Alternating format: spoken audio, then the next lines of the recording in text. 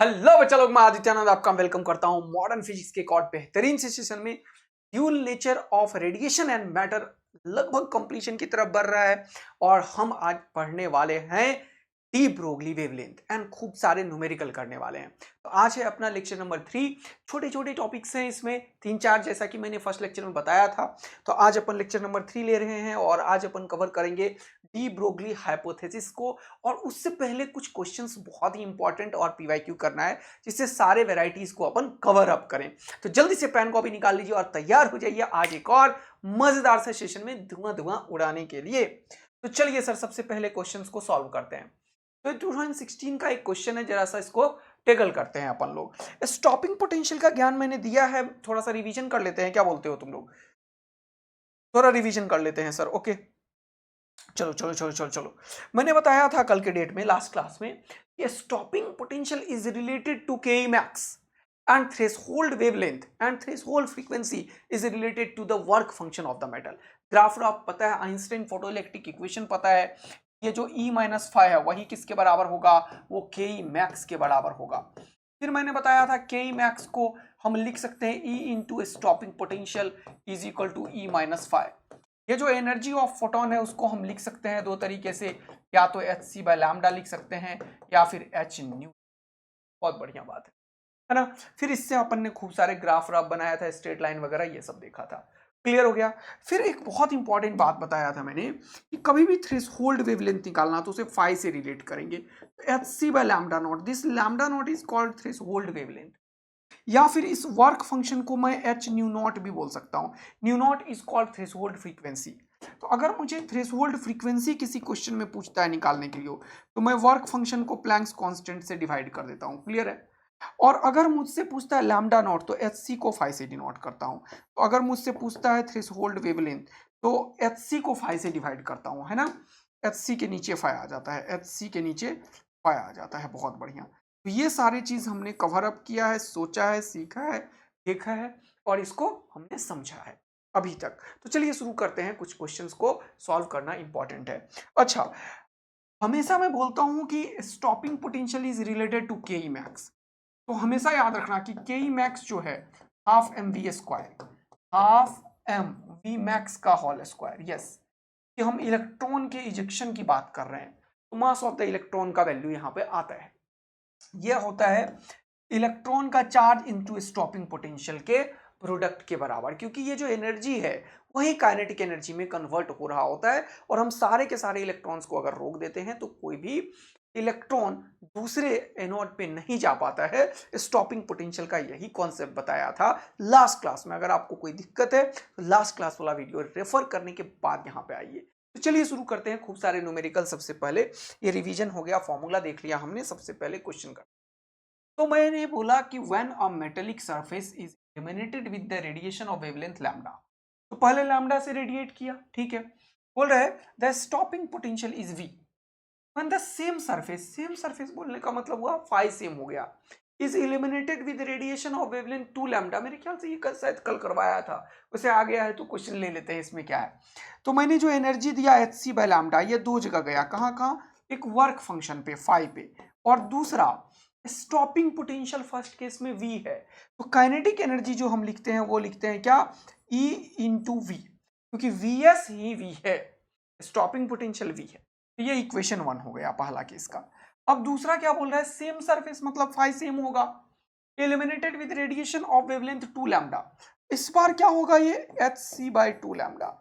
ये दो जगह गया, कहां पे? एक फाई पे और दूसरा स्टॉपिंग पोटेंशियल इज v/4। तो अब क्या हो जाएगा?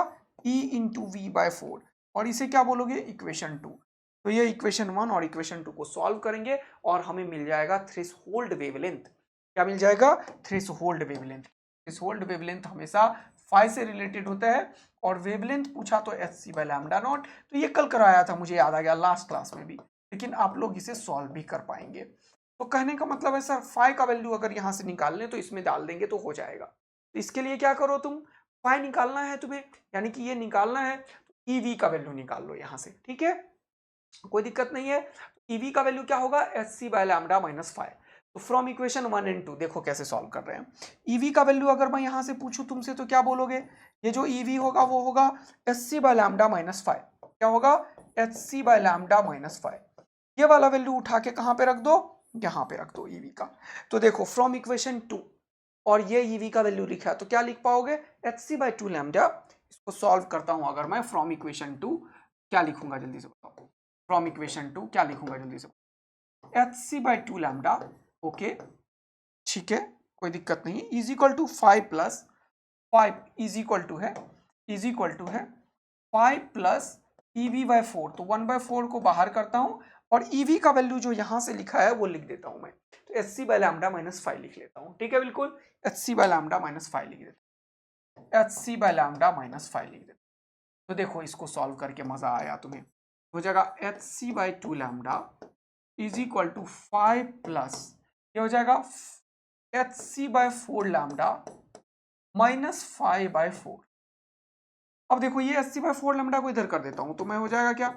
H C by 2 lambda minus H C by 4 lambda is equal to 5 minus 5 by 4। तो 4 5 माइनस 5 हो गया 3 पाई बाय 4। एलसीएम लेके आ रहा है समझ में? 4 में से 1 चला गया। अब इसको देखो, इसको 2 से मल्टीप्लाई कर लो, इसको भी 2 से मल्टीप्लाई कर लो। तो ये क्या हो गया? 2 H C by 4 lambda H C by 4 lambda. 2 H C में से एक एच सी गया तो कितना बचा? एक एच सी। हो गया एच सी बाय 2 टू जा 4 lambda is equal to 3 5 by 4। ये 4 से खुपाच हो गया। तुम्हें यही 5 चाहिए? हाँ सर। तो 5 का वैल्यू क्या हो गया वो देखो, H C by 3 lambda. Answer आ गया तुम्हारा। क्योंकि मैंने अभी तुरंत बताया, कभी भी अगर तुमसे पूछता है थ्रेशोल्ड वेवलेंथ, क्या पूछता है? थ्रेशोल्ड वेवलेंथ लैम्डा नॉट, तो वो क्या होगा हम निकाल पाएंगे। ये जो फाई है वो H C by lambda naught के बराबर है और इस फाई का वैल्यू हमने एच सी बाय 3 लैम्डा निकाला है। एच सी बाय 3 लैम्डा, तो ये दोनों खुपाच हो गया। देखो ध्यान से, खुपाच। तो ये यहां से आ गया लैम्डा नॉट का वैल्यू 3। लैम्डा नॉट का वैल्यू क्या हो गया? बोलो मस्त वाला मजा आ गया। तो जल्दी से वाई टाइप कर दो, आग लगा दो, दिल बरसा दो मेरे प्यारे बचवा और बचवी लोग, एकदम फोड़ते हुए चलेंगे मजे में। ओके चलो, तो इस क्वेश्चन को एक दो बार टेकल करना। अगला क्वेश्चन और करते हैं।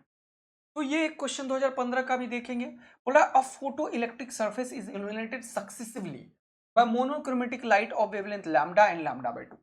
दो बार, एक बार लैम्डा एक बार लैम्डा 2। बोला the maximum kinetic energy of the emitted photo electrons in the second case, okay, K max 2 is 3 times that in the first case. Simple equation लगाएंगे, चलो सॉल्व करते हैं। पहले केस का के मैक्स क्या होगा, देखते हैं के मैक्स क्या होगा। के मैक्स जो होता है वो ई माइनस 5 है। हमने जो एलिमिनेटेड अभी बताया ना इक्वेशन यार, के मैक्स किसके बराबर है? ई माइनस 5 के। जो एनर्जी दिया वो है ये। तो पहली बार में ये एच सी बाय लैम्डा दिया -5, ये हो गया फर्स्ट वाले का के मैक्स। बहुत बढ़िया। सेकेंड केस में क्या हुआ? हमने लैम्डा बाय 2 दिया, तो एनर्जी इक्वेशन क्या होगा? के मैक्स 2। के मैक्स जल्दी से बताओ 2। ये क्या होगा? H C by 2 lambda -5। ये क्या हो जाएगा? इक्वेशन 2। देखो मजा आया। अब according to the question, maximum kinetic energy of the emitted photoelectrons in the second case is 3 times that in the first case। तो सेकेंड केस वाला जो है ये पहले का 3 टाइम्स है। तो मैं अब यहां पे क्या लिख सकता हूं? According to question. पेज यहां पे लिया और मैं लिख सकता हूं अकॉर्डिंग टू क्वेश्चन। क्या हो जाएगा? 3 times that in the first case. ये है फर्स्ट केस, इसका 3 टाइम्स है सेकेंड वाले का। तो लिखो H C by 2 lambda -5 is equal to 3 times H C by lambda -5। बोलो मजा आ गया? हाँ सर। अब इसको सॉल्व कर लेते हैं। अब पूछा क्या है वो देखते हैं पहले। बोल रहा है the work function of the surface in the material is. हमसे पूछ क्या रहा है? 5 पूछ रहा है। चलो निकालते हैं 5, और क्या करना है, चलो फोड़ते हैं फिर। तो इसको जरा सॉल्व करते हैं। तो ये जगह 3 एच सी बाय लैम्डा, ये एच सी बाय 2 लैम्डा। तो ये वाला चीज को उधर करते हैं तो हो गया 3 H C by lambda minus H C by 2 lambda. Okay, कोई दिक्कत की बात नहीं है। अब ये हो गया 3 5, इसको इधर कर दिया तो -3 5 इधर आया तो क्या हो गया? प्लस का 3 5 और ये हो गया -5। तो 3 5 में से 5 गया तो हो गया 2 5 इज इक्वल टू इसको जब सॉल्व करोगे तो देखो एलसीएम करने के लिए मैं हमेशा क्या करता हूँ, ये जो डिनोमिनेटर है इसको मल्टीप्लाई कर देता हूँ। मैं ये चीज हमेशा सिखाता हूँ तुम लोगों को। ये हो गया 3 2 जा 6hc बाय 2 लैम्डा हो गया hc। 6hc में से hc गया तो कितना बचा 5hc। कितना बचा जल्दी बताओ 5hc बाय 2। इसको किसके बराबर करोगे 5hc बाय 2 लैम्डा के। अब पूछा क्या है तुमसे द वर्क फंक्शन फाइव, तो 5 पूछा है तो ये 2 नीचे कर दो तो 5 निकल गया 5hc बाय 4 लैम्डा। इधर है ऑप्शन देख लो 5hc बाय 4 लैम्डा कहीं दिखता है मुझे। The work function of the surface of the material is, तो मैंने सही किया है। एक बार तुम लोग कैलकुलेशन चेक कर लेना, कोई दिक्कत नहीं है, इक्वेशन तो सही बैठाया है मैंने, है ना। पहले बारे का है S C by lambda minus 5, energy lambda दिया, सेम वर्क फंक्शन है तो के ई मैक्स होता है ई माइनस 5। दूसरे केस में ओ शिट टक टक टक टक हो गया, गलत कर दिया सॉल्व में। चलो क्वेश्चन चेंज कर देता हूं।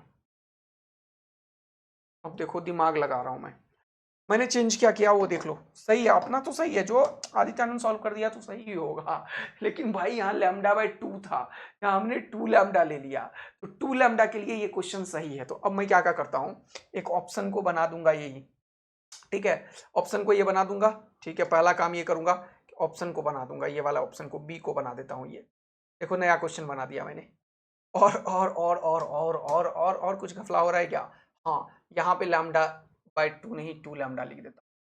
अरे वाह सर, 2 घपला किया आपने और एकदम। ये देखो ये एच सी बाई 2 लैम्डा मैंने लिख दिया ना, लैम्डा बाय 2 था, तो लैम्डा बाय 2 करने के चक्कर में ये 2 एच सी बाय लैम्डा हो जाएगा। तो यहाँ पे हमने घपला किया, तो इसको क्या लिखोगे लैम्डा, और इसको क्या लिखोगे जल्दी बताओ 2 लैम्डा। ये 2 लैम्डा करते ही अब हो गया 5 एच सी बाय 4 लैम्डा, तो 4 यहाँ कर दो 5 यहाँ कर दो और बी ऑप्शन कर दो, तो ये क्वेश्चन बिल्कुल सॉल्व हो गया सही सही। ये 2 लैम्डा के लिए सही सॉल्व हुआ है दोस्त, ठीक है। अच्छा क्वेश्चन तो था सर लैम्डा बाय 2, तो तुम कर लेना ना, क्या दिक्कत है। इक्वेशन यहाँ पे लैम्डा बाय 2 लिख देना, लैम्डा बाय 2 रखोगे तो ये वाला लैम्डा बाय 2, तो ये 2 ऊपर चला जाएगा, और इसको बस सॉल्व कर लेना फिर से अकॉर्डिंग टू क्वेश्चन करोगे। तो यहाँ पे ये जो है 2 H C by lambda, H C by 2 lambda नहीं करके क्या लिखोगे, ये 2 ऊपर कर दोगे। अरे वाह, ये तो क्या कर दिया सर आपने, बड़ा मजा दिला दिया। अब इसको सॉल्व कर लेना, अब मैं सारा कुछ थोड़ी कर दूंगा, अब ये तुम्हारे लिए छोड़ रहा हूँ, अब तुम आंसर निकाल लेना। कितने लोग 4 दोगे जरूर ऑप्शन में मुझे बताना कमेंट करके, सर हमने 4 डाला है 4 डाला है। जल्दी से सारे लोग बोलना 4 डालेंगे, ठीक है ना, यही तो चेंज होना था, तो ऑप्शन 1 मिल जाएगा। ठीक है मेरे दोस्त, चलिए नेक्स्ट क्वेश्चन की तरफ बढ़ते हैं अब। तो ये 2014 का भी देखते हैं, बढ़िया क्वेश्चन है, थोड़ा सा दिमाग लगाया, 20% वगैरह देख देख के अच्छा खासा बच्चा सब हिलने लगता है थोड़ा, तो तुम्हें डरने की जरूरत नहीं है, तुम्हें सॉल्व करना है, तुम्हें सॉल्व करना है मेरे भाई। बोल रहा है when the energy of the incident radiation is increased by 20%। पहले जो भी एनर्जी था, मान लो पहले एनर्जी कितना था ई था, अब ये इंक्रीज हो गया 20% से, ई प्लस ई इंटू 20/100 हो गया। ओके, तो ये खुपाच हो गया, तो ये हो गया कितना, ये 0.2 हो जाता है, तो हमेशा ये 1.2 हो गया, देख रहे हो ना, तो 1.2 ई हो गया। अगर किसी चीज को 20% से इंक्रीज करते हैं तो 1.2 होता है, 40% से 1.4 होता है, अगर डिक्रीज करते हैं तो घटाते हैं अपन उतना ही 0.2 0.1। अगर किसी को 10% से डिक्रीज किया तो वो 0.9 हो जाएगा, ठीक है ना। तो यहाँ पे माइनस लिख देते डिक्रीज करने में, यहाँ पे प्लस लिख देते इंक्रीज करने में, तो ये सब चीज थोड़ा याद रखना, तुम लोगों को मिस्टेक होता है। अभी देखो तो 10e प्लस 2e 12e हो गया ना, 12e डिवाइडेड बाई 10 तो 1.2e। ठीक सर, बोल रहे हैं कि when energy of the incident radiation increase by 20%, the kinetic energy of the photo electrons emitted from the metal surface. तो ये जो मेटल सरफेस है, देखना ध्यान से, ये जो मेटल सरफेस है, ये जो मेटल सरफेस है, यहाँ पे जो इलेक्ट्रॉन्स था, इस इलेक्ट्रॉन यहाँ से जो इलेक्ट्रॉन इजेक्ट होगा, यहाँ पे आया हमारे पास, है ना, ऐसे, और ये इलेक्ट्रॉन जो होगा वो इजेक्ट हो गया। तो बोल रहा है energy of the photo electrons emitted from the metal surface increased from 0.5 electron volt to 0.8। यानी कि पहले केस में क्या दिया, ई दिया, जब ई दिया तो इक्वेशन क्या बना, पहले केस में देखो, जब एनर्जी ई दिया तो ई माइनस 5 इज इक्वल टू के ई मैक्स, यही सिखाया। तो के ई मैक्स पहले बार का कितना था 0.5 electron volt, equation 1। Second case में जब E को हमने 1.2 E कर दिया, 1.2 E कर दिया, तो भी वर्क फंक्शन तो वही होगा क्योंकि सेम मेटल है।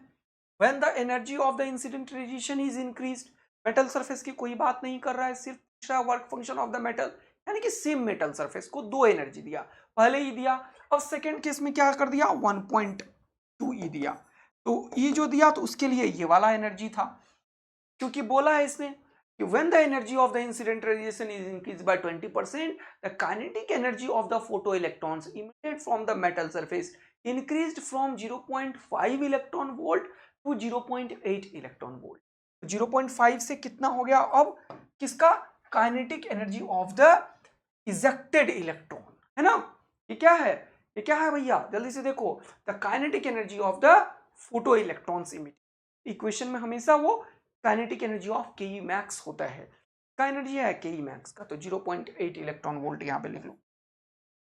अब देखो इंक्रीज 2 है इसलिए डायरेक्ट वो लिखा, बाय लिखते तो पहले वाले में ऐड होता है, ये बार बार मैं बोलता हूं। अब पूछा क्या, द वर्क फंक्शन, तो फाई निकालना है, निकाल लो, नहीं क्या दिक्कत है। तो एक काम करो हमेशा की तरह, यहां से ई निकालो और ई का वैल्यू इसमें रखो, तो ई का वैल्यू निकालोगे तो ये फाई इधर आ जाएगा, तो हो जाएगा 5 प्लस 0.5, है ना, 5 प्लस 0.5 इलेक्ट्रॉन वोल्ट, और ये हो जाएगा यहाँ पे, तो इसको देखो जल्दी से फटाफट से, तो ये हो जाएगा 1.2 ई माइनस 5, सॉरी माय बैड, ई का वैल्यू यहाँ पे पटको 1.2, ई का वैल्यू वहां पे रखो 5 प्लस 0.5 इलेक्ट्रॉन वोल्ट, ठीक है। 1.2 ई का वैल्यू कितना है 5 प्लस 0.5 इलेक्ट्रॉन वोल्ट, तो ये हो गया 1.2 इंटू ई, ये वाला E minus 5 is equal to 0.8 electron volt. इसको जरा सा सॉल्व कर लो, तो हो जाएगा 1.25 प्लस को मल्टीप्लाई करो तो 12 5 या कितना हो गया 60, 12 5 या कितना हो गया 60, एक जीरो यहाँ पे भी, एक जीरो यहाँ पे भी, हो गया 0.6, अरे इसको इससे मल्टीप्लाई करो ना, तो हो गया 0.6 इलेक्ट्रॉन वोल्ट, और ये minus 5 is equal to 0.8 electron volt. अब यहाँ पे लो मजा जीवन का, तो अब ये हो गया 1.25 में से 5 गया तो हो गया 0.25, और ये वाला चीज इधर चला गया तो 0.8 में से 0.6 चला गया तो हो गया 0.2, तो देखो आंसर आ गया। यहाँ पे 1.2 में से एक 5 गया, यहाँ कुछ भी नहीं है तो मतलब एक गया, 1.0 गया तो हो गया 0.25, 0.25 इज इक्वल टू ये 0.8 में से ये प्लस वाला उधर गया 0.6 घटा तो हो गया 0.2, 0.2 वोल्ट, 0.2 0.2 खत्म हो गया, 5 का वैल्यू हो गया 1 इलेक्ट्रॉन वोल्ट, 1.0 लिख लो इलेक्ट्रॉन वोल्ट। ये हम इसलिए दिए हैं क्योंकि ये 0.2 पॉइंट में है सारा, इसलिए आंसर इसका 1.0 इलेक्ट्रॉन वोल्ट। चलो नेक्स्ट क्वेश्चन की तरफ बढ़ते हैं थोड़ा। अब ये वाला क्वेश्चन देखो क्या है, बोल रहा है two radiations of the photon 1 electron volt, ये एनर्जी की बात कर रहा है, energy is 1 electron volt 2.5 electron volt successively eliminated on photosensitive metallic surface of work function 0.5, ये 5 का वैल्यू दे दिया। बोल रहा था ratio of the maximum speed of the emitted electron, तो के मैक्स 1, के मैक्स 1 डिवाइडेड बाय के मैक्स 2, ये दो चीज पूछा। हाँ सर, अब देखो के मैक्स 1 कितना है, जरा सा इसको समझते हैं, के मैक्स 1 कितना होगा ई माइनस 5, है ना, तो 1 में से 0.5 गया तो ये हो गया 0.5 इलेक्ट्रॉन वोल्ट। के मैक्स 2 कितना है, 2.5 में से 0.5 घटा तो ये कितना हो गया 2 इलेक्ट्रॉन वोल्ट, ये और ये खत्म, तो ये पॉइंट उड़ा दिया तो यहाँ पे हो गया 10, है ना, तो हो गया 5 2 10, तो ये कितना हो गया 1/4, कितना हो गया 1/4, तो दोनों का रेशियो कितना हो गया 1:4 आंसर हो गया। क्लियर हो गया। चलो अगला एक और क्वेश्चन देखते हैं, ये वाला क्वेश्चन देखो फटाफट से। तो अब आई होप कि ऐसे क्वेश्चन तुम लोग को एकदम मजा आ गया होगा, है कि नहीं, तो एक बार अटेम्प्ट करो इसको जल्दी से, क्विक, है ना, क्विक अटेम्प्ट करो। बोल रहा है a photo metal is illuminated by light of wavelength λ1 and λ2 respectively, है ना, the maximum kinetic energy of the electrons emitted in two cases is E1 and E2। पहली बार में एनर्जी दिया है hc/λ1, ये क्या हो जाएगा, ये जो एनर्जी दिया वो दो जगह गया 5 प्लस के ई मैक्स, बोल रहा है the maximum kinetic energy of the electrons emitted is E1 and E2, ये कितना हो जाएगा मेरे दोस्त, ये हो जाएगा E1, बोलो हाँ है ना, क्लियर हो रहा है। एकदम मस्ती में।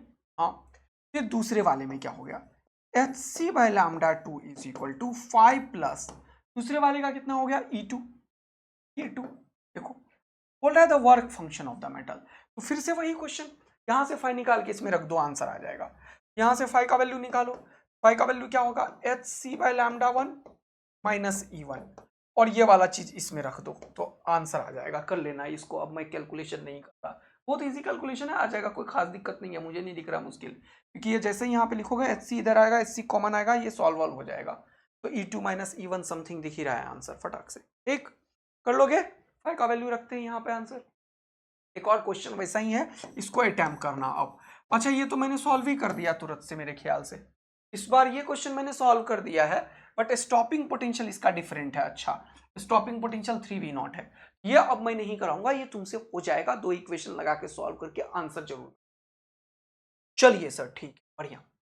ये क्या है भैया, बोल रहा momentum of a photon of energy H new, तो मैंने कभी कल ही बताया था या नहीं बताया तो देख लो, एनर्जी कितना है एच न्यू, ओके।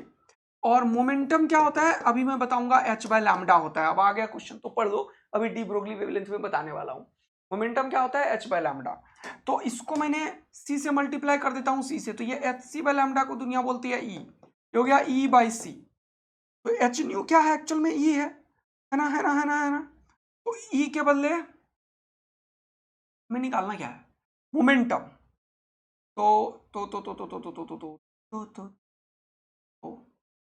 तो अपने को, अरे इतना क्यों सोच रहा हूं मैं, बोल रहा momentum of the photon of energy H nu will be, okay, तो ई बाई सी है ना, तो H nu by C answer हो जाएगा, एच न्यू बाई सी, अरे इतना ही आसान तो था, ये रहा आंसर भैया। मोमेंटम अभी तो सिखाया, ई बाई सी और ई एच न्यू है, तो H nu by C answer हो जाएगा। क्या बोलते हो तुम लोग, ठीक है, मजेदार, सस्ता सा चीज था। अगला ये क्या है भैया, ये वही क्वेश्चन है जो अभी तुरंत बोला। अच्छा ये तो करवा दिया 2011 वाला 0.5 वाला, ये अभी तो करवाया, ये अभी तो करवाया, ये 2012 में भी पूछा था सेम क्वेश्चन क्या, और 2011 में भी ये नहीं वाला, ये क्या हो रहा है, यहाँ पे भी वही है, 1 इलेक्ट्रॉन वोल्ट और 2.5 इलेक्ट्रॉन वोल्ट दिया, 0.5 का वर्क फंक्शन है, मैक्सिमम स्पीड का रेशियो 1:4 आंसर हो जाएगा। अभी तो पीछे किया था, पीछे ही किया, तो सेम चीज रखने का क्या जरूरत है, क्यों तो फालतू का करोगे, है ना। ये रहा same question, okay got it, पक्का। तो इसको कैसे किया सर आपने, E माइनस फाइव किया, और ये के ई मैक्स है, तो के ई मैक्स का रेशियो है, तो ई में से फाइव को घटाया, ई यहाँ है फाइव यहाँ है, ई यहाँ है फाइव यहाँ है, घटाया और आंसर। तो इतना करने के बाद अब हम आ गए हैं कहाँ पे, कुछ थ्योरी ऑफ फोटॉन्स को समझने के लिए, और फिर पढ़ेंगे डी ब्रोगली वेवलेंथ को। Theory of photon is very very important to understand this chapter. तो कुछ फोटॉन्स के बारे में जानना जरूरी है, और एनसीईआरटी में प्रॉपर लिखा हुआ है इसी जगह पे, तो इसीलिए हमें ये सारे पॉइंट्स देखने पड़ेंगे, क्योंकि क्वेश्चन इससे आ सकता है। Complete NCERT line by line करवा रहा हूं मैं, एनसीईआरटी लाइन बाय लाइन है ये, देखो ध्यान से, एनसीईआरटी लाइन बाय लाइन है, देखिएगा। बोला according to the Planck's quantum theory light consist of as a energy of the packets, और उसी को हम क्या बोलते हैं फोटोन। तो लाइट जो है वो क्या किससे बना हुआ है, फोटोन से, जिसे हम लोग क्या बोलते हैं एनर्जी, पैकेट है वो, पैकेट ऑफ एनर्जी। और इच फोटोन हैज एनर्जी, कितना एनर्जी है जल्दी से बताओ, एनर्जी जो है फोटोन का वो कितना है जल्दी से बताओ, नीचे लिखता हूं मैं, एनर्जी कितना है एच न्यू, या फिर दूसरा क्या है एच सी बाय लैम्डा, और ये दोनों एनर्जी का फॉर्मूला है। और एच क्या है यहाँ पे जल्दी बताओ, प्लैंक्स कांस्टेंट है, वैल्यू कितना है 6.62 इंटू 10 का power -34 joule second, joule second, clear है बिल्कुल। ये किसका वैल्यू है एच का, प्लैंक्स कांस्टेंट। प्लैंक्स कांस्टेंट का वैल्यू कितना है जल्दी से देखो, यहाँ पे ई हो गया एनर्जी जूल, ये लैम्डा हो गया मीटर, और ये हो गया मीटर पर सेकेंड, तो ये मीटर मीटर खत्म हो गया, नीचे वाला पर सेकेंड ऊपर जाएगा, इसीलिए जूल सेकेंड बाद में चेंज किया। आया बात समझ में, ये क्यों चेंज किया मैंने, देखा यूनिट कहां से पता चला मुझे तुरंत से। तो कोई भी डाउट का आंसर है तुम्हारे पास, एच का यूनिट क्या होगा सर, अगर ये क्वेश्चन आता है तुम्हारे दिमाग में, तो एनर्जी का जूल, ये लैम्डा वेवलेंथ होता है, मीटर में मेजर होगा, और सी स्पीड ऑफ लाइट है, सी क्या है स्पीड ऑफ लाइट, वो उसका यूनिट नीचे आएगा मीटर पर सेकेंड, तो नीचे वाला सेकेंड ऊपर चला जाएगा, इसलिए इसका यूनिट क्या हो जाएगा मेरे दोस्त, joule second sir, joule second. अगला देखेंगे, फोटोन जो है, फोटोन वो एक पार्टिकल ऑफ लाइट है जिसका स्पीड जो है वो, ये इतना याद रखने की जरूरत नहीं है, 3 × 10⁸ याद रखना है, मीटर पर सेकेंड या फिर 3 लाख किलोमीटर। अब ये मीटर में है तो 3 जीरो हटा देंगे तो यहां से इधर जोगे तो क्या हो जाएगा जानते हो, 3 लाख के आसपास होगा, तो 299 3 लाख के बराबर है, देख रहे हो ना, 3 × 10⁸ मीटर पर सेकेंड है। ओके, बहुत ही बढ़िया। अब बोला है the speed of the photon is independent of the frame of, very very important, क्योंकि ये चलता किससे है, स्पीड ऑफ लाइट से, 3 × 10⁸। तो ये दुनिया का अल्टीमेट स्पीड है, इससे ज्यादा स्पीड हम कंसीडर नहीं कर पाते हैं, ये अल्टीमेट स्पीड है, इससे ज्यादा स्पीड हमारे पास नहीं है। Okay, got it everyone? Yes.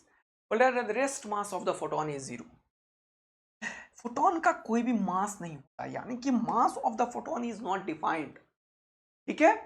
तो हमेशा ये बहुत इंपॉर्टेंट लाइन है, इस पे बहुत बड़ा डिस्कशन हो सकता है। तो कुछ लोग effective mass of the photon निकालते हैं, ये मैं नहीं कर रहा, ये कुछ लोग करते हैं इसीलिए मैं कर दे रहा हूं, ये किसी बुक में या कुछ लोग करते हैं, ये मैं नहीं बताता कभी भी, लेकिन कुछ लोग करते हैं इसलिए मैंने लिख दिया तुम लोगों को, लेकिन ये इसका कोई मीनिंग नहीं है, दिस इज मीनिंगलेस, इसलिए नोट करके लिख रहा हूं मैं, दिस इज नॉट इंपॉर्टेंट। लेकिन कहीं कहीं कुछ लोग ना ऐसे ही फालतू का चीज सब पढ़ा देता है बच्चों को, और बच्चा परेशान हो जाता है कहीं देख लेता है तो, और कुछ टीचर कुछ पेपर में भी ऐसे बकवास चीज आ जाता है। जब हम ऑलरेडी डिफाइन कर रहे हैं the rest mass of the photon is 0, यानी कि मास ऑफ द फोटोन 0 है ही नहीं, डिफाइंड ही नहीं है इसका मास, तो भैया हम क्या बोले जा रहे हैं फिर, इसका मास ही नहीं है जब तुम तो क्या ही बोल रहे हो कि इफेक्टिव मास, लेकिन फिर भी जबरदस्ती कुछ ना कुछ करने का आदत होता है हमें, तो इसलिए कर देते हैं। तो किसी बुक में मिल गया था मुझे इसलिए मैंने दे दिया, ठीक है। इफेक्टिव मास ऑफ फोटोन का क्या मतलब है, इसको जरा समझ लेते हैं। इसे देखो, हमारे पास क्या है, एनर्जी के टर्म में इसको हम लिख सकते हैं। देखो, एनर्जी जो होता है वो होता है क्या, mc² के टर्म्स में है, यहाँ पे एनर्जी किसके टर्म्स में है, mc² के टर्म्स में है।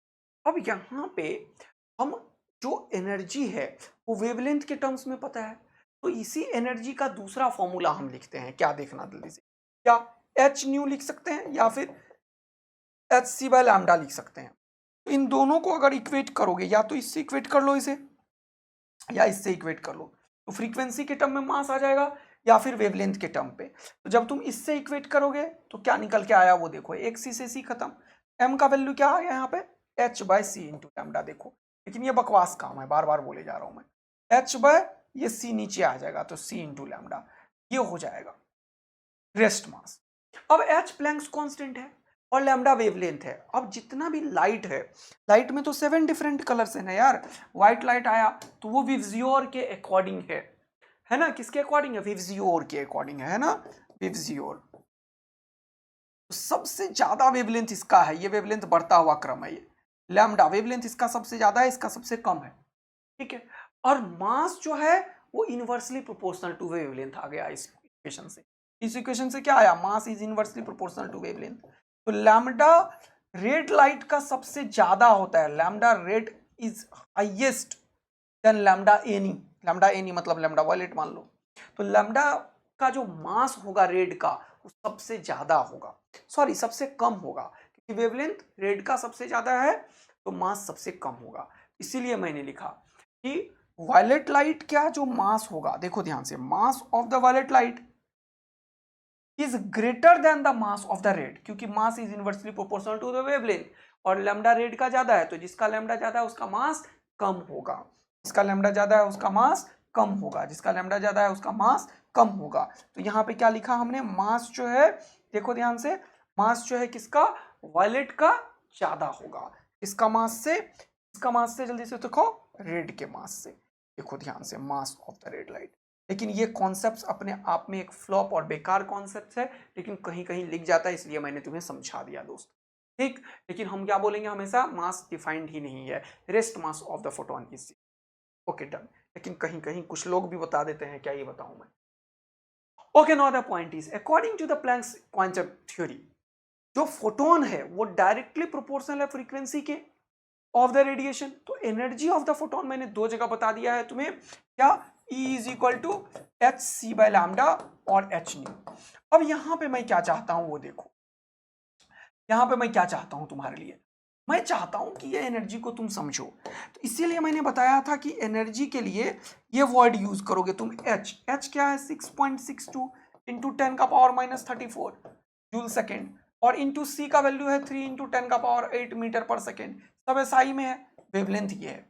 इसको जब सॉल्व करते हैं ना दोस्त, तो ये एसआई में है, लेकिन ये बहुत छोटा हो जाता है, इसलिए हम इसको इलेक्ट्रॉन वोल्ट में कन्वर्ट कर देते हैं, और लैम्डा को एंगस्ट्रम में। तो जब ऐसा करते हैं ये, और नैनोमीटर में तो होता है ये 1240 इलेक्ट्रॉन वोल्ट नैनोमीटर, और ये लैम्डा जो है उस केस में किस में है, नैनोमीटर में, ध्यान रखना। ऐसे केस में लैम्डा किस में है, नैनोमीटर में है, लैम्डा एंगस्ट्रम में नहीं है, लैम्डा किस में है, नैनोमीटर में।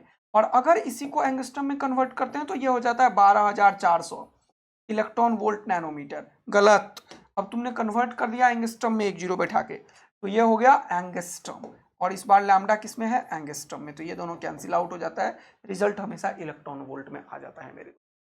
बात आया समझ में? तो ये कन्वर्जन हमें ध्यान रखना है। ई टोटल एनर्जी है, सी स्पीड ऑफ लाइट है जिसका वैल्यू कितना है 3 इंटू 10⁸ मीटर पर सेकेंड, है ना, बहुत बढ़िया सर। और एच प्लैंक्स कांस्टेंट है जिसका वैल्यू कितना है, अभी तुरंत काफी बार बता दिया है, तुम्हें याद हो जाएगा, 6.62 इंटू 10⁻⁻34 जूल से। तो ये सारी चीज हमारे दिमाग में सेट हो रहा है सर। ओके, नेक्स्ट पॉइंट देखते हैं, लीनियर मोमेंटम। अभी तुरंत अब हम इसी को समझने वाले हैं। तो अब मोमेंटम जो है वो डिफाइन हमने किया है एच बाय लैम्डा, और अभी इसको समझेंगे, ठीक है। ये किसका मोमेंटम है, एक फोटोन का है। अब इसको सी से मल्टीप्लाई कर दो ऊपर नीचे, H C by lambda energy हो गया, ये किसके बराबर हो जाएगा, ई बाय सी के बराबर। ये किसके बराबर हो गया जल्दी बताओ, ई बाय सी के बराबर। बोलो कोई परेशानी, एकदम मजे में खेत चल रहा है, यस सर। अब देखो ये जो फोटोन, ये जो कोई मेटल सरफेस है, तो हम जो कहीं पे यहाँ पे इलेक्ट्रॉन्स है खूब सारा, और इसके ऊपर जो हम फोटोन से इंसिडेंस कराते हैं ऐसे टकाक, उस केस में ये कोलिजन होता है, एच सी बाय लैम्डा का कोलिजन होता है इसके साथ, है ना। एच सी बाय लैम्डा का क्या होता है, कोलिजन होता है इसके साथ। तो photon may collide with a material particle. अब ये मटेरियल पार्टिकल के साथ ये फोटोन का कोलिजन हुआ, तो ऐसे केस में एनर्जी जो है टोटल एंड टोटल मोमेंटम जो होता है वो हमेशा कंजर्व होता है ऐसे कोलिजन। तो वो जो तुम पढ़ते हो मैकेनिक्स में momentum conservation and energy conservation, वो हमेशा वैलिड है, यहाँ पे भी वैलिड होगा। कौन कौन सा, momentum conservation and energy conservation. तो this is very very important, remains conserve. तो energy and momentum in such a collision is, क्या कंजर्व नहीं है वो समझना पड़ेगा। देखो ये जो फोटोन आया, यहाँ पे आया और टकराया, तो फोटोन को ये एब्जॉर्ब किया और इलेक्ट्रॉन को निकाला, इसका ये मतलब है फोटोन के पास जो एनर्जी है वो एब्जॉर्ब करता है, कुछ वर्क फंक्शन में देता है, बचे हुए से निकल जाता है। इसमें क्या नहीं है कंजर्व, वो है नंबर ऑफ फोटोन, ठीक है, क्योंकि नंबर ऑफ फोटोन जो है वो कंजर्व नहीं है, क्योंकि जो फोटोन आया वो यहाँ पे एब्जॉर्ब हुए जा रहा है। ये बहुत इंपॉर्टेंट लाइन है दूसरा वाला, द फोटोन में गेट्स एब्सॉर्ब्ड एंड और अ न्यू फोटोन में बी इमिटेड। हो भी सकता है कि नया इमिट हो जाए, नहीं भी हो सकता है। कब नया इमिट होगा वो नेक्स्ट जो पढ़ने वाले हैं, बोर्स थ्योरी वगैरह, जो एटॉम्स नाम के चैप्टर में एनसीईआरटी में मॉडर्न फिजिक्स में है, मैं ये लाइन बताऊंगा मैं कि किस तरीके से एनर्जी एब्सॉर्ब होता है तो भी रेडिएशंस होता है, और उस केस में भी फोटॉन्स निकलता है। तो ये लाइन को अपन डिस्कस करेंगे। ये जो है कि फोटोन आया टू गेट्स एंड और, ये एंड और को अपन समझेंगे, न्यू फोटोन में भी इमिट। गॉट इट दोस्त, एकदम मजेदार चल रहा है। Okay, now the point is when, अच्छा इसको पूरा डिटेल में पढ़ेंगे, यस नेक्स्ट क्लास में पढ़ेंगे। ये एक होता है रेडिएशन प्रेशर। क्या होता है रेडिएशन प्रेशर, ये क्या होता है वो देखो। जैसे कि कोई भी एक सपोज करो मिरर है, इसके ऊपर एससी वर्मा में क्वेश्चन है, देखो ध्यान से। ये मिरर है मान लो, और मिरर के ऊपर मान लो कि लाइट वेव डालने लगे अपन, यहाँ से लाइट वेव डालने लगे, तो क्या होता है जानते हो, ये मिरर जो होता है वो किसी एंगल पे चला जाता है, ऐसा सर, हाँ बिल्कुल। कितना एंगल ऑफ डिफ्लेक्शन है हम ये निकाल सकते हैं। ऐसा क्यों हुआ सोचो, क्योंकि ये जो वेव है इसके पास एनर्जी भी है और मोमेंटम भी है, तो टकराए जा रहा है, तो rate of change of momentum उसको फोर्स बोलते हैं। फोर्स क्या होता है जल्दी से बताओ, rate of change of momentum. Force क्या होता है बताओ मुझे, rate of change of momentum DP by D T. और अगर मोमेंटम चेंज हो रहा है, सही बात है, टक्कर मारा मान लो एब्जॉर्ब हो गया, तो टक्कर मारने के टाइम पे एच न्यू ये h बाय लैम्डा मोमेंटम था, बाद में नहीं हुआ, तो मोमेंटम में चेंज आया ना यार फोटोन का, उसके चलते फोर्स क्रिएट हो गया। ये फोर्स के बाद कुछ एरिया है तो प्रेशर जनरेट हो जाता है, जिसको हम बोलते हैं रेडिएशन प्रेशर। तो रेडिएशन प्रेशर क्या होता है? Perpendicular force per unit area. तो यहां से हम काफी कुछ समझ पे आ गए हैं कि यस वी अंडरस्टैंड कि कैसे मोमेंटम में चेंज होगा इसका फोटोन का, और उससे फोर्स एंड प्रेशर जनरेट होगा। तो इसको भी पूरा डिटेल में पढ़ के 3-4 क्वेश्चन करेंगे नेक्स्ट क्लास में, राइट। और नेक्स्ट क्लास में 2 चीज पढ़ेंगे, डेविसन जर्मर एक्सपेरिमेंट और रेडिएशन प्रेशर। तो बहुत ही प्यार से पूरा चैप्टर को कवर अप कर रहे हैं। फिलहाल जो आज कवर करना है वो हम आ चुके हैं, और हमारे पास है नया बैच के बाद D Broglie wavelength, de Broglie hypothesis. लेकिन आ गया है नायाब तो समझ लेते हैं। अपन है नायाब सीरीज में दोस्त, अगर आपको ये लेक्चर बहुत ही यूजफुल हो रहा है और आपके अंदर कुछ वैल्यू ऐड कर पा रहा हूं मैं, तो जरूर सब्सक्राइब करके जाइए, एंड द मोस्ट इंपॉर्टेंट इसको शेयर कीजिए कोचिंग्स में, स्कूल्स में, आप अपने फ्रेंड्स के बीच में, अपने दोस्तों में, पेरेंट्स में, भाई बहन में, ताकि ये लेक्चर उन बच्चों तक पहुंच पाए जिनको 1000-2000 रुपये अभी पे नहीं कर पाते हैं। और हमारा देश बहुत बड़ा है और बहुत सारे ऐसे लोग हैं जिनको ये सब चीज़ नहीं मिल पाता है, और यहाँ पे कंटेंट की गारंटी है। इंडिया के किसी भी ऑनलाइन या ऑफलाइन के बेस्ट फैकल्टी जो कंटेंट देते हैं उससे बेहतर यहाँ पे मैं करवाऊंगा, और पूरा करवा रहा हूँ। पहले थ्योरी न्यूमेरिकल सारा दे रहा हूँ, इसके बाद न्यूमेरिकल्स के थ्रू रिवीजन करेंगे, फिर वन शॉट के थ्रू पूरा कवर अप करेंगे। तो ये 3 लेयर्स ऑफ सीरीज है अपना जो नायाब बैच है। तो ये one of the best batch में से एक है इंडिया का, वो आप लोग बना पाएंगे अगर खूब सारा शेयर कर पाएंगे। थैंक यू सो मच इतना प्यार देने के लिए, हेल्प करने। नाउ द पॉइंट इज, हम आ गए हैं कहां पे सर? डी ब्रोगली हाइपोथेसिस को समझने। तो डी ब्रोगली ने देखा, देखो क्या देखा, कोई भी चीज इस दुनिया में है, जैसे मान लो ये बॉक्स है, इसने बॉक्स बनाया, देखो इसके यहाँ पे अगर मैं एक ऐसे ऐसे ऐसे बना दूं ऐसे, तो ये इसके अबाउट सिमेट्रिकल है। देखो सिमेट्रिकल है ना, जितना इधर है उतना इधर है, जितना इधर है उतना इधर है, जितना मोटा इधर है, बीच में एक लाइन यहाँ पे डाल दूं, इसके अबाउट ये सिमेट्रिकल है। इस दुनिया में हर एक चीज जो बनता है या जो हम देखते हैं वो सिमेट्रिकल है। इवन ये चश्मा देखो सिमेट्रिकल है, इतना इधर है, ये इधर बना दिया, इधर बना दिया। यहाँ के अवार्ड तुम देखोगे तो मिरर इमेज है, ये सिमेट्रिकल है।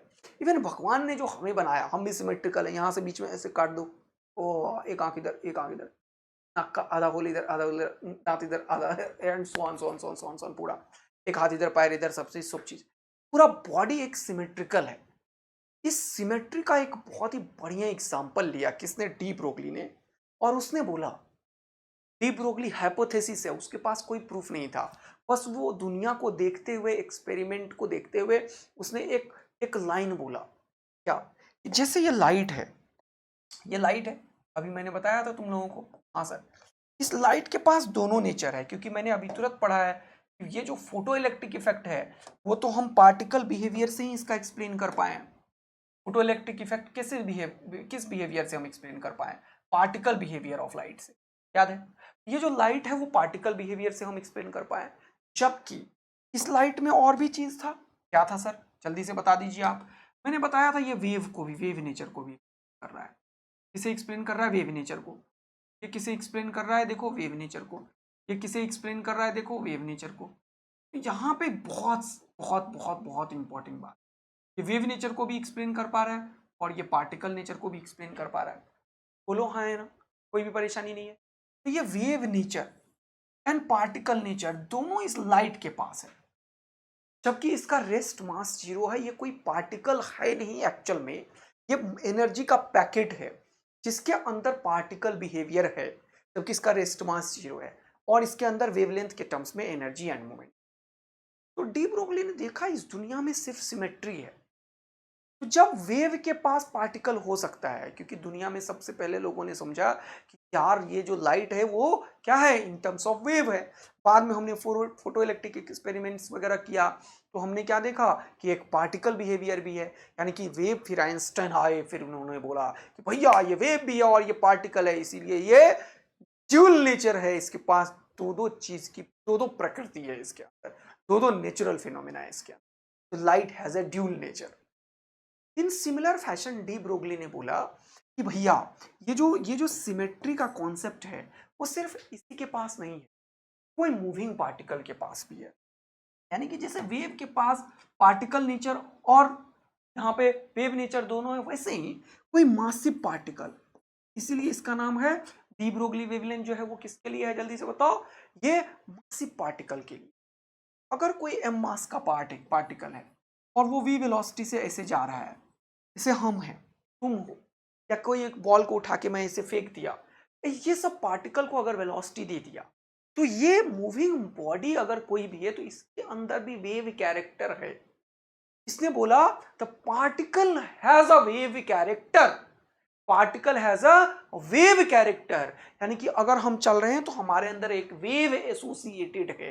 इसने बोला, डी ब्रोगली ने बोला। कैसे सोच के? In terms of symmetry. उसने सोचा ये सिमेट्रिकल है पूरा दुनिया, तो जैसे पार्टिकल, वेव के पास पार्टिकल है तो वैसे ही पार्टिकल के पास भी वेव होगा। और जब ये बताया, इसके बाद एक्सपेरिमेंट हुआ, इन्होंने ऐसा बोला, तुक्का मारा, हाइपोथेसिस दिया, कोई प्रूफ नहीं किया, लेकिन बाद में प्रूफ हुआ कि इलेक्ट्रॉन जो एक पार्टिकल है जिसका मास है 9.1 इंटू 10 का पावर -31 kg, उसके अंदर वेव है और उसका वेवलेंथ डिफाइन कर दिया और पूरा एक्यूरेट वेवलेंथ निकल के आ गया, जो हम वेव से निकाले और जो हम पार्टिकल बिहेवियर से निकाले, जो कि डेविसन जर्मर एक्सपेरिमेंट में हम समझ पाएंगे, जो कल पढ़ेंगे। इलेक्ट्रॉन के ऊपर अब हम एक्सपेरिमेंट करके समझ गए हैं कि डी ब्रोगली ने जो बोला था वो बिल्कुल सही बोला था, ऑल्दो जब ये बोला था तब कोई भी प्रूफ इनके पास नहीं था। यानी कि डी ब्रोगली ने बोला ये जो मास है इसके पास क्या है, वेलोसिटी है, और इसके पास क्या है, एक मोमेंटम है। ये जो मोमेंटम है वो कितना है, m इंटू वी के बराबर। तो कोई भी पार्टिकल जो है उसके पास एक वेव कैरेक्टर है, तो ये एक्चुअल में क्या है, lambda de de Broglie wavelength. This is given by h by p, where p is the momentum of the.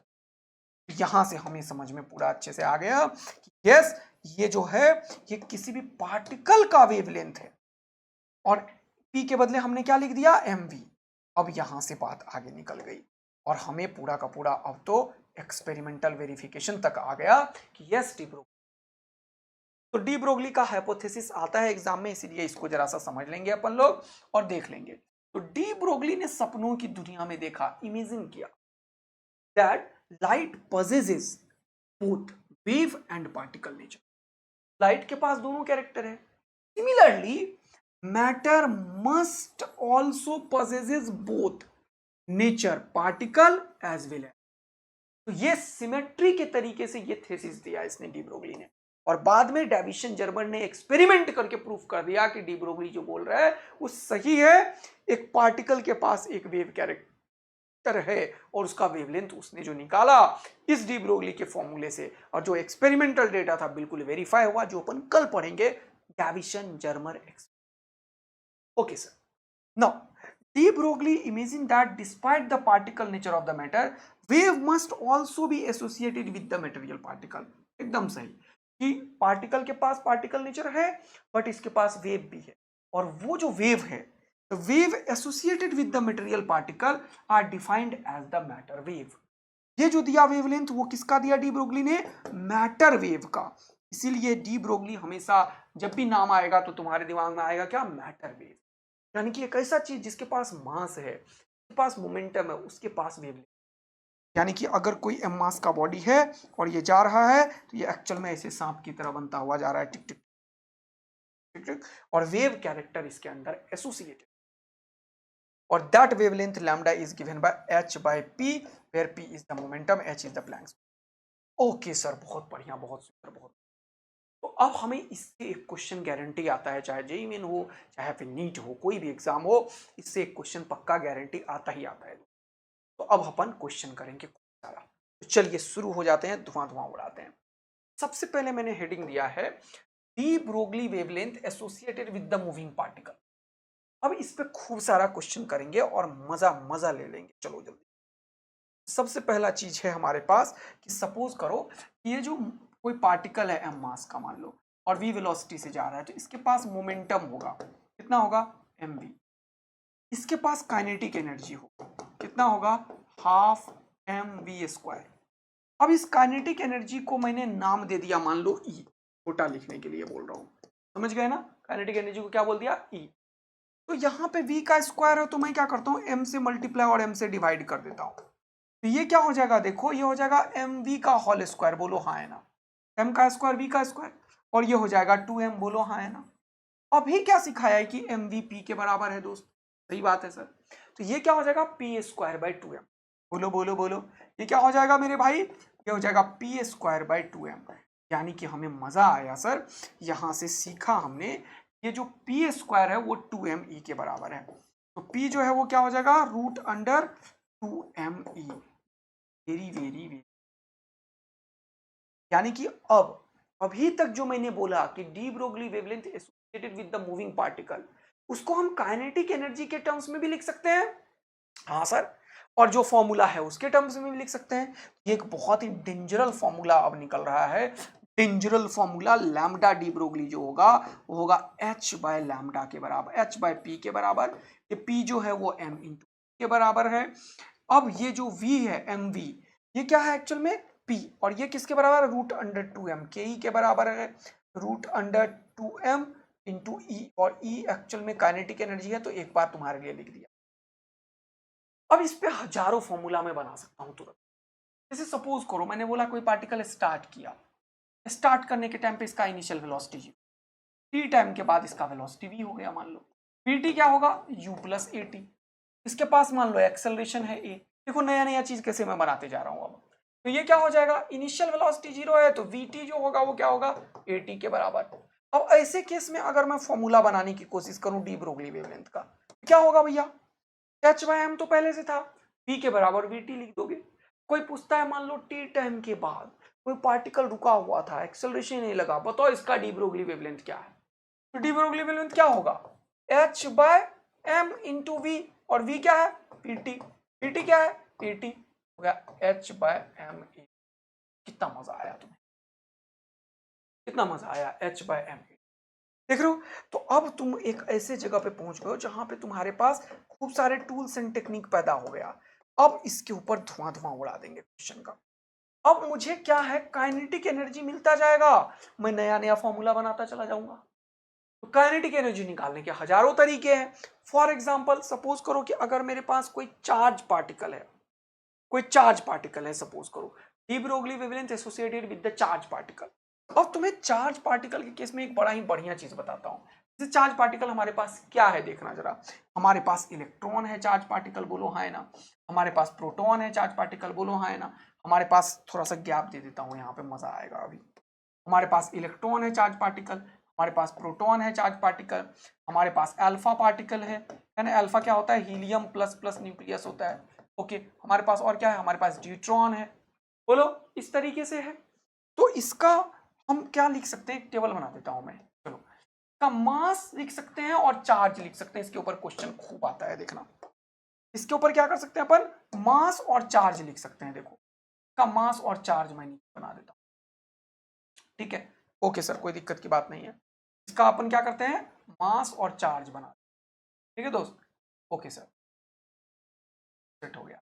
तो इसका जो इलेक्ट्रॉन का जो मास है वो बताओ कितना है, इलेक्ट्रॉन का मास कितना है मेरे दोस्त, इसका मास ऑफ इलेक्ट्रॉन me के बराबर है ना, 9.1 इंटू 10 का पावर माइनस 31 kg, ओके कोई दिक्कत की बात नहीं है। और इसका चार्ज कितना है बताओ, एक इलेक्ट्रॉन के ऊपर चार्ज 1e के बराबर होता है, और e का वैल्यू 1.6 इंटू 10 का पावर माइनस 19 होता है। प्रोटॉन का जो मास है वो ये न्यूट्रॉन के मास के लगभग लगभग बराबर होता है ना, प्रोटॉन का मास न्यूट्रॉन के मास के लगभग लगभग बराबर होता है। तो मास ऑफ प्रोटॉन एमपी से डिनोट कर दिया, और इसका चार्ज ये -1 इलेक्ट्रॉन वोल्ट है, 1e है, और ये +1e चार्ज। जबकि अल्फा पार्टिकल हीलियम के चलते 4 4 4 4 4, यहाँ पे 2 प्रोटॉन और 2 न्यूट्रॉन है, और मास ऑफ प्रोटॉन और मास ऑफ न्यूट्रॉन लगभग लगभग बराबर होता है, ध्यान रखना। और न्यूक्लियॉन्स में प्रोटॉन और न्यूट्रॉन दोनों होता है, तो हीलियम में 2 प्रोटॉन 2 न्यूट्रॉन है, टोटल 4 है। तो ये एक्चुअल में क्या है, 4mp, और इसके पास 2 पॉजिटिव चार्ज है, तो 2e के बराबर चार्ज है। जबकि ये जो है ये आइसोटोप्स है इसका, देखो हाइड्रोजन का आइसोटोप्स होता है, और हाइड्रोजन में एक ही इलेक्ट्रॉन है हमारे पास, बात समझ में आ रहा है, हाइड्रोजन आइसोटोप्स है ये, है ना, ड्यूट्रॉन जो है। तो इसका जो मास है वो बिल्कुल प्रोटॉन के मास के बराबर है। ठीक है, इसका जो मास, सॉरी इसका मास इससे ज्यादा है, हैवियर होता है, डबल होता है। मास कैसा है न्यूट्रॉन का? डबल होता है, ठीक है बिल्कुल। और चार्ज हम प्रोटॉन की तरह लेते हैं क्योंकि ये एक हाइड्रोजन है। यहाँ पे भी चार्ज कितना है? ई के बराबर है। देखो ये सारा टेबल हमें याद रखना, कोई दिक्कत की बात नहीं है। अब एक और कॉन्सेप्ट देखो, इसको मैंने कॉपी किया कि नहीं किया? हाँ बहुत बढ़िया। ये पहला चीज याद रखना है क्योंकि इन सब के ऊपर क्वेश्चन आता है हमारे पास। अब हम जानना चाहते हैं D Broglie wavelength charge particle का क्या होगा। एक और कॉन्सेप्ट मैंने बताया कि अगर कोई भी इलेक्ट्रॉन ई है और इसको v वोल्ट से एक्सेलरेट किया, ये लाइन बहुत यूज होता है। कोई भी इलेक्ट्रॉन ई है और उसको v वोल्ट से हमने एक्सेलरेट किया, एक्सेलरेटिंग वोल्टेज इज v, इसके पास जो काइनेटिक एनर्जी है वो ev हो जाएगा। ये लाइन बहुत इंपॉर्टेंट है। अगर मैं बोलूं कोई भी चार्ज q है, इसको v वोल्ट से एक्सेलरेट कर दिया मैं बोलूं, तो क्या हो जाएगा इसके अंदर का काइनेटिक एनर्जी? जल्दी से बताओ। ये हो जाएगा q इंटू। जब ये काइनेटिक एनर्जी हो गया और ये सारा कॉन्सेप्ट की क्लैरिटी हो गई, हम किसका भी ब्रोगली वेव निकाल। तो अब कोई भी अगर चार्ज पार्टिकल है, सपोज करो मेरे, तो कोई भी अगर क्या है मेरे पास चार्ज पार्टिकल है, तो इसके अंदर जो डी ब्रोगली वेवलेंथ होगा वो क्या होगा? अगर इसे v वोल्ट से एक्सेलरेट कर दिया, लैम्डा जो होगा डी ब्रोगली वेवलेंथ वो क्या होगा? h बाय, जल्दी से बताओ, p, फिर क्या बताया? h bye 2me root under, फिर क्या बताया? h बाय, ये जो e है वो काइनेटिक एनर्जी है और वो e इंटू वी के बराबर है, पिछले में बताया। तो फॉर्मूला क्या होगा? Root under 2me v। खूब सारे क्वेश्चंस इसके ऊपर अब बनने वाले। एक लास्ट चीज और बताता हूं मैं। सपोज करो मेरे पास एक कंटेनर है, ओके सर, और इसके अंदर गैसियस मॉलिक्यूल, क्या है मेरे दोस्त? इसके अंदर गैसियस मॉलिक्यूल, कंटेनर में क्या है? Gaseous molecule. गैसियस मॉलिक्यूल को टेम्परेचर टीज मैंने दे दिया। ये गैसियस मॉलिक्यूल क्या करता है? हमेशा रेंडम मोशन करना स्टार्ट कर देता है। रेंडम मोशन करने के लिए ये गैसियस मॉलिक्यूल कोलाइड करता है एक दूसरे से। कोलिजन जब अकर करने लगता है गैसियस मॉलिक्यूल के केस में, तो इस कोलिजन के चलते इसके अंदर एनर्जी आता है, जो कि ट्रांसलेशनल एनर्जी होता है, वाइब्रेशनल एनर्जी होता है हाई टेम्परेचर पे, और रोटेशनल एनर्जी होता है। तो ये सब एनर्जी इस गैसियस मॉलिक्यूल में होता है जो हीट एंड थर्मोडायनेमिक्स में पढ़ते हैं। तो कंसर्न यहां पे मेरा क्या है? Kinetic energy. देखो ये है कंसर्न हमारा, ई। ई क्या है? के। तो यहां पे हम इसका एनर्जी को बताते हैं कि अगर टेम्परेचर टी है, इस गैसियस मॉलिक्यूल का जो एनर्जी है वो होता है 3/2 kb। ये kb जो है यह है बोल्स कांस्टेंट, BOLTZ, ठीक है, ये बोल्स कांस्टेंट है ना, kb। तो इसका वैल्यू याद करना है क्या? नहीं, लेकिन ये क्वेश्चन आएगा एग्जाम कि एनर्जी जो होता है, काइनेटिक एनर्जी किसी गैसियस मॉलिक्यूल का टी टेम्परेचर पे कितना होता है? ये क्या है? गैसियस मॉलिक्यूल है। क्या है ये? गैसियस मॉलिक्यूल होता है 3/2 kb। ठीक, तो यहां पे जो k था, ये जो है, इसको जरा सा और एलिब्रेट करता हूं मैं। तो ये होगा h by root under 2m into K. और के अब क्या हो गया वो देखो, वो हो गया 3/2 kb इंटू टी, तो इसको लिख दो। h बाय क्या हो गया जल्दी बताओ? रूट अंडर 2m इंटू 3/2 के बोल्ट्जमैन कांस्टेंट इंटू टेम्परेचर। और ये 2 खुपाच खुपाच हो गया, देखो इसका फॉर्मूला हो गया h by root under 3m के टी, 3m इंटू के बी। देखो मस्त वाला मजा आ गया, तो जल्दी से वाई टाइप कर दो, आग लगा दो, दिल बरसा दो। यानी कि de Broglie wavelength h/3m kb into, direct question आया हुआ है नीने और नीट। तो अब इतने सारे जो फॉर्मूला पढ़े इसके ऊपर क्वेश्चन करते हैं और मजा ले लेते हैं। चलिए सर, धुआं धुआं उड़ाते हैं। ये देखो पहला क्वेश्चन 2020 में।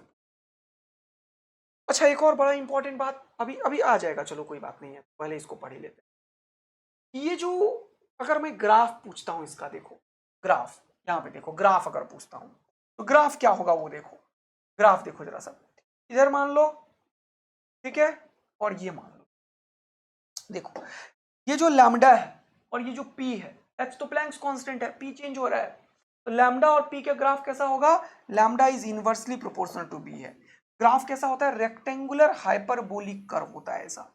अगर ये पी है और ये लैम्डा है, ये रेक्टेंगुलर हाइपरबोलिक कर्व होता है, ध्यान रखिएगा। ये 4 बार आ चुका है भैया एग्जाम में, कभी भी पूछ देता है छोटा सा ग्राफ। तो आओ सबसे पहले 2020 का क्वेश्चन करते हैं। बोला electron is accelerated from rest through a potential difference of v volt if D Broglie wavelength of the electron is, तो ये क्या है, ये हटाओ, ये डी ब्रोगली वेवलेंथ है, लैम्डा है।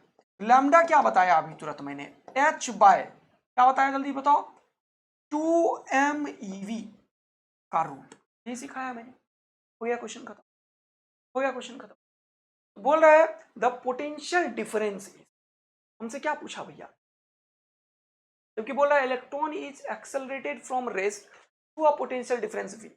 अगर पोटेंशियल डिफरेंस v हो गया तो ये ev हो जाएगा, ये मास ऑफ द इलेक्ट्रॉन हो जाएगा, ये 2 हो जाएगा, ये प्लैंक्स कांस्टेंट हो जाएगा। h का वैल्यू हमारे को पता है, लैम्डा का वैल्यू इसने दे दिया, ये देखो 1.277 इंटू 10 का पावर माइनस। अब तुम सोचो कि ये क्वेश्चन तो कठिन हो गया सर, हम तो पगला जाएंगे।